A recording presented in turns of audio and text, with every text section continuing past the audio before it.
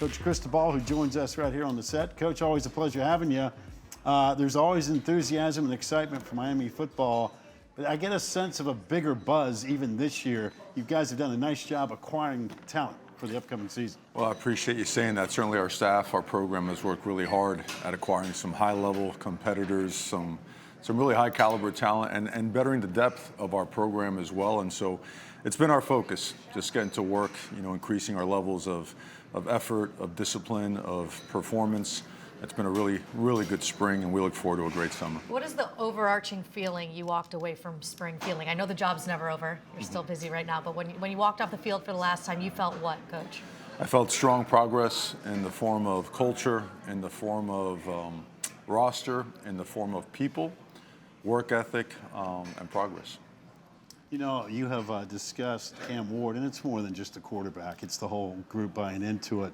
But you've talked about his ability that folks want to be around him, right? There's certain guys that have that it factor. He played on great teams that I'm sure in that locker room there were guys that were just natural leaders. Have you seen that with Cam Ward already and the way your guys have responded to him? No doubt. It's probably one of his, maybe his best trait is, you see all the great stuff on film, right? He could throw the ball all over the field, makes dynamic plays with his arm, with his feet. But the fact that right away as a transfer, fit in because of his work ethic and his ability to bring people together. I mean, he's going to just grab people and take them upstairs after practice and watch extra film. He's going to have people come over his house. They're going to sit down, break bread. They're going to talk. They're going to connect. He's going to make them come in on weekends, and he's going to get a ton of extra work with them. He is very focused and intent on bettering the program, his play, everything that comes with it. So he's been a tremendous boon for us. And your program's built on competition. And I know we're spending a ton of time talking about Cam Ward, but it feels like you have some depth in that quarterback room too, because you have a couple of transfer quarterbacks in, and Emory Williams, who I know had great moments last year, broke his arm, unfortunately. So it's not just him at the top. They can push each other, and I'm sure that's something you like to have there in Miami. Without a doubt. We treat that room like we do every other room. Right. If not, you just have an imbalance of perception and culture. And we don't want to have any subcultures. It's one culture and one philosophy. And then between Reese and Emory and Judd, those guys have provided the right type of competition. And they don't just accept, being a reserve. They want to compete and gain their playing time as well. Cam does a great job with them. They do a great job pushing Cam. It's the right kind of competition. It's a competition where people want to make each other better as opposed to viewing that as a threat. The one thing I loved about what you've done in a short period of time is build inside out. Your offensive line, your defensive line, big, tough, physical, deep. You talked about depth all the time. Practices this spring, you have a smile on your face because I know the way you love to play football, and that is, hey, it's a physical game.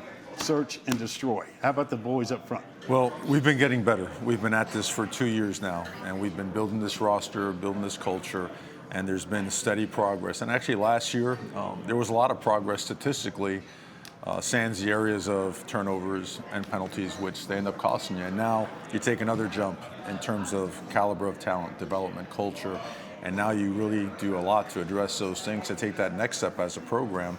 Like you mentioned, it's got to start with the big guys up front, and the level has improved of physicality, of toughness, and now it's got to take another step this summer, right? We've got to develop more young guys. We've got to develop more high-level players to operate the way we want to. All right, so you loved the name before the season, Ruben Bain coming in. We all knew the name, and he lived up to expectations. He was great as a freshman. Give us another name maybe on that line that you feel like could make a name for himself this year, that we'll be talking about it in months to come. There's, you know what, I'll let them and their play dictate who you speak about, because it's not fair. There's a lot of young guys that have performed really well, and then a guy like Elijah Alston, he transfers over, does a really good job, and we're still in the hunt. We need more help at the defensive line position, and you know what, portal season's never over, so we're always at work, and hopefully we'll be able to solidify that here in the next couple of days or so. Speaking of work, how about these days here at Amelia Island? In terms of the agenda from a football perspective, and you can speak on behalf of either Miami or the ACC, for your working list this week, give me a 1, 2, and 3. Well, I think it's number one is being able to come together and sort out a lot of things that if you wait too long, they don't get sorted out before the year starts. The player to coach communication is huge. The scheduling aspect, right? All things that are coming up with that dynamic as well. You name it. I mean, we cover it from A to Z, and I think everyone is doing a really good job thinking conference first as opposed to just their program. So we share a lot in there. We might discuss, we might teeter on arguing, but we leave there with a purpose of just making the conference and the teams better. All right, so give me a for instance, Coach, and you don't have to pick sides here, but give me a topic that you maybe were surprised that there was a lively debate back and forth. Like, Well, for instance. you know, we get the topics beforehand, so I don't think anything surprises anybody. But I mean, the big topic is the calendar, right? What does recruiting look like, right? How many contacts are you going to have in the spring if there's an early signing date? Are there 3 signing dates? Are there 2? Are we accelerating this thing too much?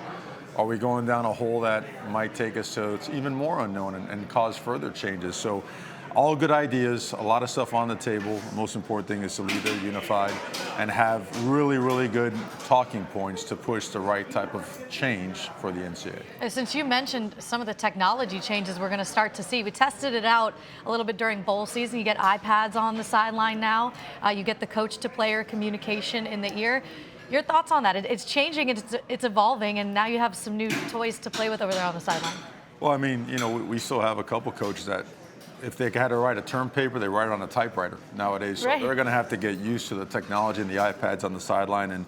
And so far, what we've experimented with in spring, they've really liked it.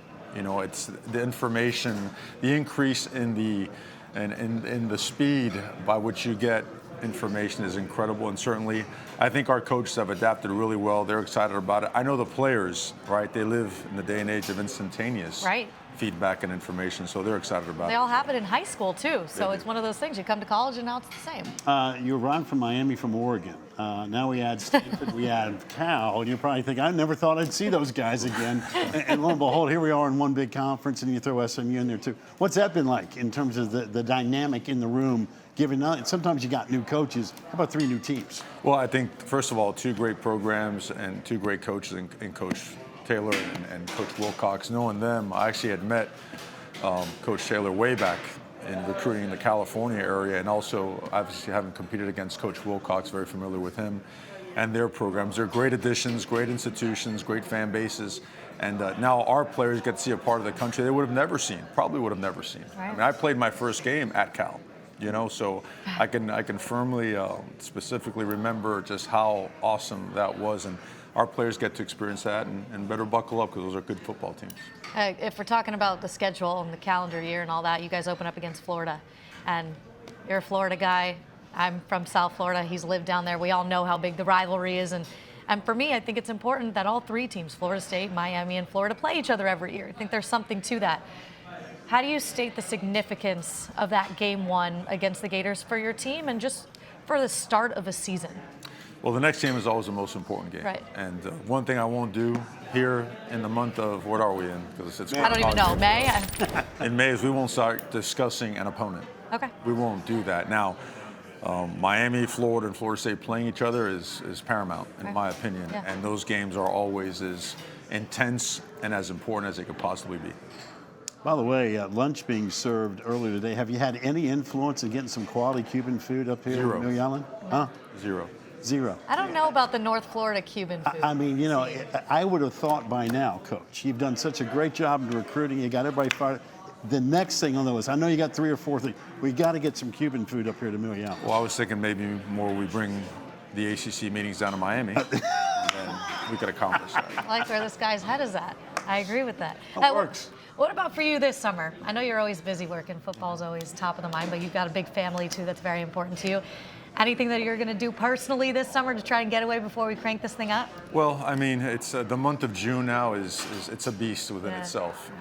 But in July, coaches do have an opportunity to really reconnect with their families. My wife Jessica is a super mom, and you know, I have a 14-year-old Mario Mateo and a 12-year-old Rocco, and they're playing. One's going into high school, the other one's still playing 7-on-7 MMA. It's constantly on the go. What will we do?